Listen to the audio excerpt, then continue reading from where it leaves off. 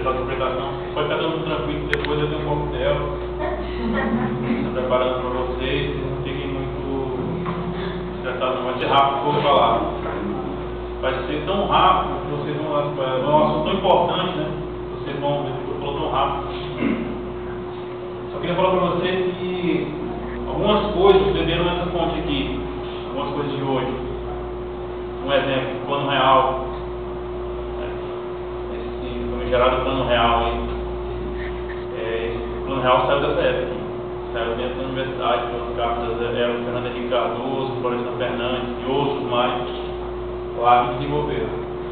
Na parte final desse texto, surgiu uma afirmação, Florestan Fernandes fala dos papéis intelectuais do sociólogo.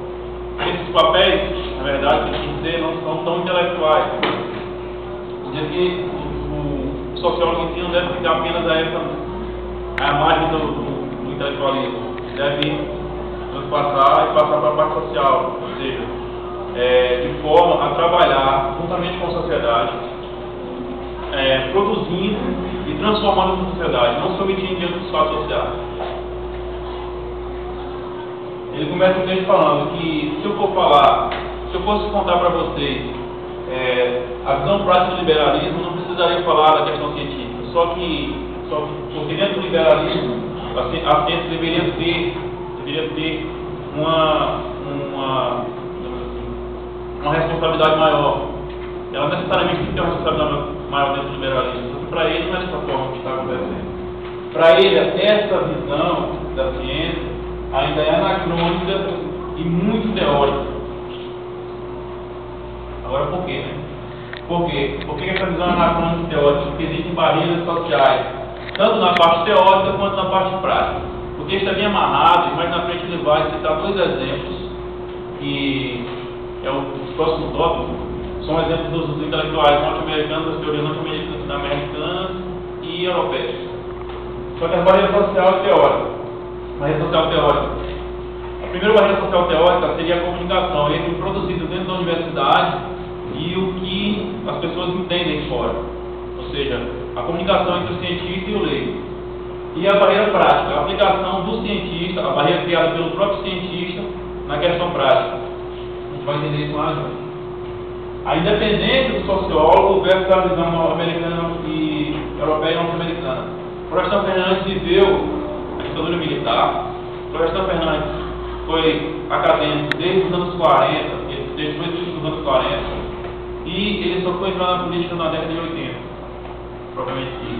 Onde muitos outros, vocês viram aqui o José Disseu falando sobre ele foi convencido pelos líderes do PT, afiliado do PT, e fez dois mandatos de deputado para deputado federal. Fez dois mandatos, mesmo com saúde convalida, como falou o Antônio Santos.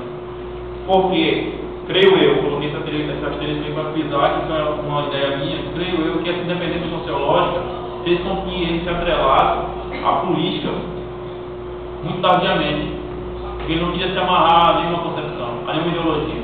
Por quê? A visão europeia e norte-americana, ela delimitava da seguinte forma, em duas partes.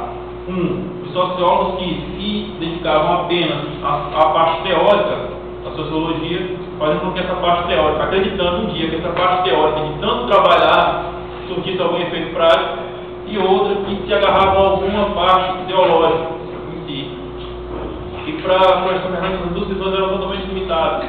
Uma porque não se dava a prática, e ele era pragmático, e o texto do Disseu já fala isso, e quem já viu essa questão já percebeu, ele era pragmático, e a outra é que dentro da sua ideologia você não consegue observar tudo.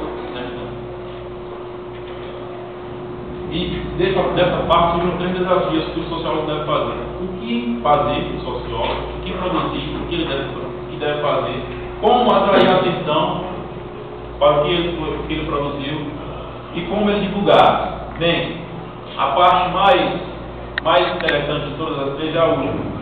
Porque a primeira só depende de quem? Só depende do sociólogo, a segunda também, mas como divulgar depende da outra parte. É uma interlocução, é comunicação. E essa barreira não é a barreira, mas todavia a barreira não é apenas essa, não existe apenas essa barreira da divulgação. Certo? Quando você consegue atrelar as duas partes, ou seja, a parte produzida sociologicamente dentro da academia com a parte social em si, com o povo, digamos assim, quem vai garantir que o povo vai ter interesse? Quando eu aprendo a falar uma língua, eu consigo me comunicar com outra pessoa na mesma língua dela, isso não quer dizer que eu vá querer me comunicar com ela a vida inteira.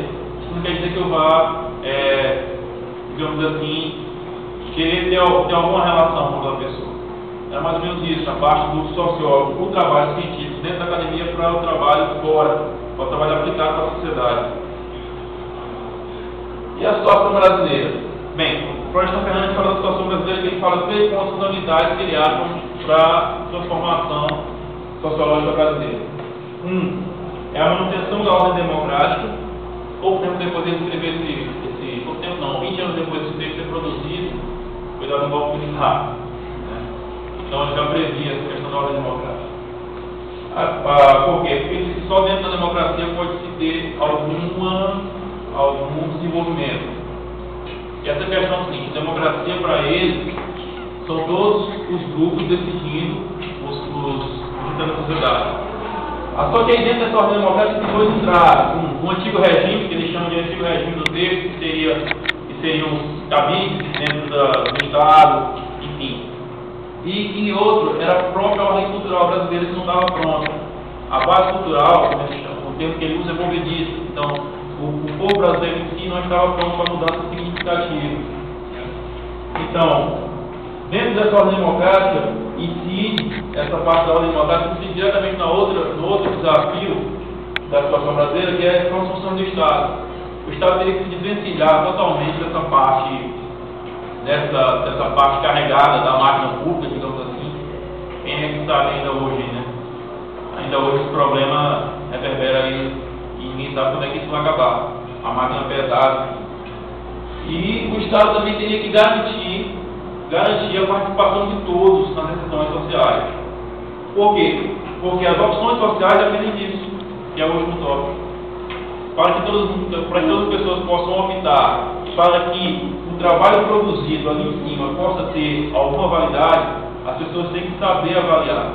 Então, ele diz que todo sociólogo que acha que não são as bases sociais que não são as bases sociais organizadas que movem qualquer plano.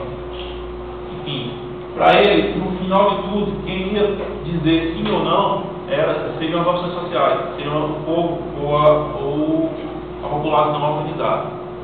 Bem, só dando aqui um encerramento da equipe Coquetel. A Universidade Brasileira hoje. Eu vim de universidade pública, estou há 6 meses estudando numa faculdade particular, pela primeira vez na minha vida, né? O ensino é muito fechado ainda, a gente não observa.